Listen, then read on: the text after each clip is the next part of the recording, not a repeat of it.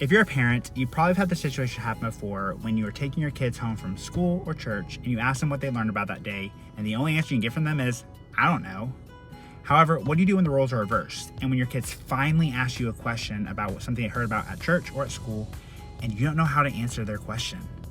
First of all, if you're a parent, I want to encourage you guys that it's okay if you don't know the answers to your kids' questions. And in those moments, I think it's completely okay and great to be honest with your kids when you don't know the answer to questions, because it shows them that it's okay, even as adults, that we don't have all the answers to life questions.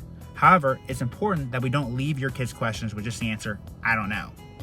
You have the opportunity in that moment to have a gospel conversation with your kids and provide answers for their big questions. However, if you need more time, you can do your own research and have a follow-up conversation with your kids to provide answers for their questions. Now, there are lots of books and resources you can look towards to help provide answers for some of those big questions that your kids may ask. And some of the books I would encourage you guys to look at is either, if you have a young kid, there's a book called Theology. There's also a book called Big Church for Young Hearts. But if you're looking for a more topical book, there's also the book that says, What Do I Say When? Now, if you don't have access to any of those books, you can always reach out to us in this Valley Dale staff members, and we love to provide you guys with other resources to help you provide answers for your kids' big questions. All right, we hope you guys have a great day. Bye.